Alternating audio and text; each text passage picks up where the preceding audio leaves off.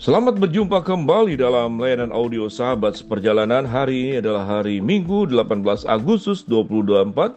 Tema renungan saat teduh kita dengan judul Dimerdekakan untuk Melayani. Firman Tuhan terambil dalam Galatia pasal 5 ayat yang ke-13. Saudara-saudara, memang kamu telah dipanggil untuk merdeka, tetapi janganlah kamu mempergunakan kemerdekaan itu sebagai kesempatan untuk kehidupan dalam dosa, melainkan layanilah seorang akan yang lain oleh kasih. Mari kita berdoa. Bapa yang di dalam surga, tatkala kami menerima semua perkara-perkara baik, yaitu kemerdekaan, maka siogianya kami akan mempergunakan kemerdekaan itu dengan sebaik-baiknya untuk melayani. Dalam nama Tuhan Yesus kami berdoa, amin. Shalom sahabat seperjalanan yang dikasihi Tuhan, dimerdekakan untuk melayani. Kita tahu dengan jelas di dalam undang-undang pembukaan tentang teks proklamasi bahwa kemerdekaan itu adalah hak semua bangsa yang harus diperjuangkan, dan tidak ada orang yang berhak untuk menjajah pihak-pihak lain. Itu adalah hak dasar daripada manusia untuk merdeka dari segala unsur penjajahan dalam bentuk apapun. Dan perjuangan-perjuangan penjajahan kemudian dalam sejarah dunia kita melihat satu demi satu negara itu mengalami kemerdekaan, baik kemerdekaan dengan pertumpahan darah maupun kemerdekaan yang diberikan oleh penjajah itu sendiri lewat sidang-sidang dunia, yaitu lewat PBB khususnya.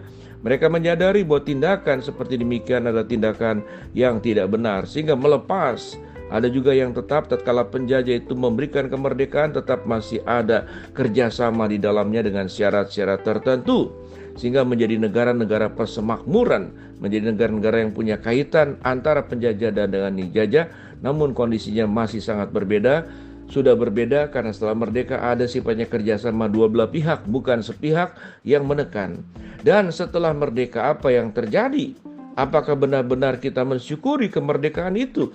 Sebagai bentuk, mari kita bangun negara kita, mari kita bangun seluruh unsur yang selama ini dijajah untuk melakukan perkara baik. Mari kita melakukan perkara yang indah. Tatkala apa yang kita harapkan di masa dijajah kita tidak bisa melakukannya, kita dibawa tekanan. Tapi sekarang bahwa hak untuk mengatur hidup diri sendiri, mengatur negara itu ada pada setiap kita masing-masing. Mari kita melakukan dan mengisi dengan kemerdekaan, dengan perkara-perkara yang indah. Sehingga ada perjuangan, satu adalah merebut kemerdekaan, perjuangan yang kedua adalah mengisi kemerdekaan. Bukankah kita sebagai anak Tuhan mengalami dua perkara ini? Kita sudah dimerdekakan oleh Kristus dari dosa-dosa kita, maka tugas kita mengisi kemerdekaan itu lewat kehidupan kita masing-masing. Memberikan kemerdekaan, diberikan kemerdekaan itu oleh Kristus, tetapi mengisi kemerdekaan itu oleh kita. Dan firman Tuhan berkata, saya baca kembali dalam Galatia 5 ayat 13. Saudara-saudara, memang kamu telah dipanggil untuk merdeka, tetapi janganlah kamu mempergunakan kemerdekaan itu sebagai kesempatan untuk kehidupan dalam dosa, melainkan layani seorang akan yang lain oleh kasih. Jadi di sini ada dua hal. Setelah dimerdekakan kita menjajah orang lain, kita menjajah diri sendiri dengan perbuatan dosa, atau kita menjadi orang setelah dimerdekakan itu melayani. Jangan pakai kemerdekaan itu sebagai kesempatan untuk hidup berbuat dosa. Aku hidup bisa semaunya. Maka sesungguhnya pada saat itulah kita sedang dijajah oleh dosa. Kita sedang dijajah oleh kuasa gelap.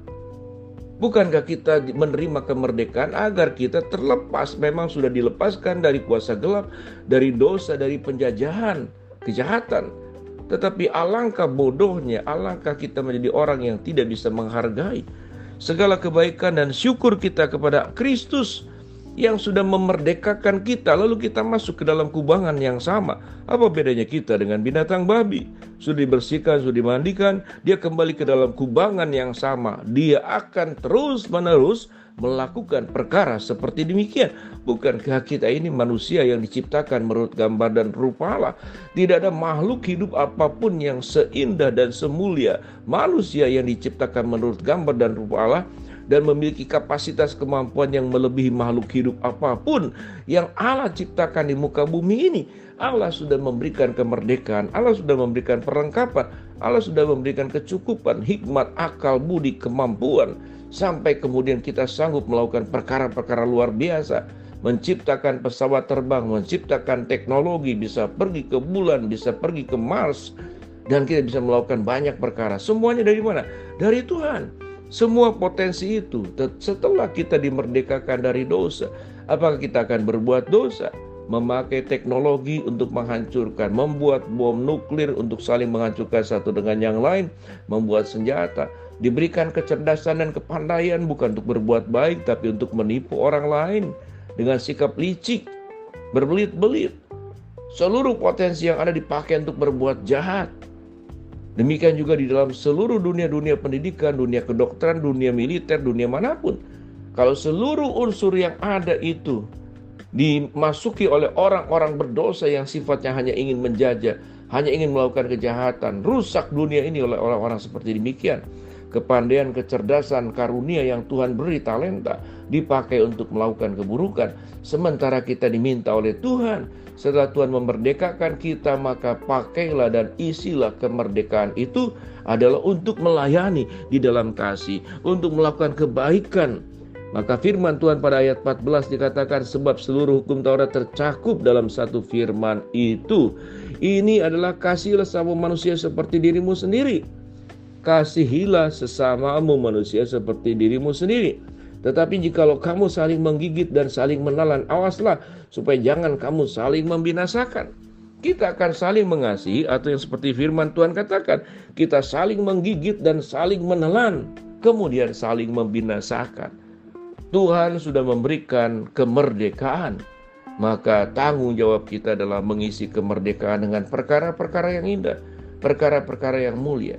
Bagaimana kehidupan kita dalam keluarga? Apakah saling menindas, saling menekan, atau saling melayani di dalam kasih, saling mengampuni tatkala berbuat salah, saling merangkul untuk saling menguatkan, saling memberi kehangatan dengan pelukan-pelukan terbaik kepada orang-orang yang kita cintai, anggota keluarga yang siogianya sudah Tuhan ciptakan rumah tangga itu sebagai sebuah lembaga yang kudus, lembaga yang penuh dengan keindahan. Tatkala kita mengisinya dengan baik, mari kita juga isi dengan keindahan saling melayani di lingkungan tetangga satu dengan yang lain. Banyak cerita tetangga itu saling berbuat buruk, buang sampah di depan rumah orang lain, menutup jalan, membuat kebisingan, tidak punya kepekaan. Mari kita saling melayani dalam keluarga, lingkungan rumah tangga, lingkungan rumah, dalam perkampungan kita. Kemudian juga tentu buat bangsa dan negara kita. Kalau setiap rakyat di Indonesia ini mengerjakan bagiannya masing-masing, dia tidak hanya mendapatkan kemerdekaan, tetapi dia mengisi kemerdekaan untuk bisa melayani satu dengan yang lain. Maka negara kita tidak hanya tanggung jawab pemerintah, tidak hanya tanggung jawab pejabat, tidak hanya tanggung jawab partai politik, tapi masyarakat punya tanggung jawab yang sama untuk berbahu-membahu dengan pemimpin-pemimpin negara kita, dari yang terbawah sampai teratas, supaya setelah kita diberikan anugerah oleh Allah kemerdekaan kepada bangsa kita yang kita kasihi, kita bisa mengisinya dengan saling melayani, saling mengasihi, jangan saling menggigit, saling menekan, apalagi kemudian saling membinasakan. Kita dipanggil, dimerdekakan untuk melayani. Mari kita berdoa. Bapa dalam surga, terima kasih buat kebenaran firman Allah yang sudah kami pelajari. Biarlah kami menjadi orang-orang yang dimerdekakan untuk melayani. Hamba-Mu berdoa buat sahabat seperjalanan yang sakit, Tuhan jamah sembuhkan. Sahabat seperjalanan yang sedang menghadapi masalah, Tuhan bukakan jalan. Sahabat seperjalanan yang sedang berdoa mengharapkan sesuatu, Tuhan kabulkan dengan cara dan waktu-Mu yang terbaik. Dalam nama Tuhan Yesus kami berdoa, amin. Shalom sahabat seperjalanan, Tuhan memberkati kita semua.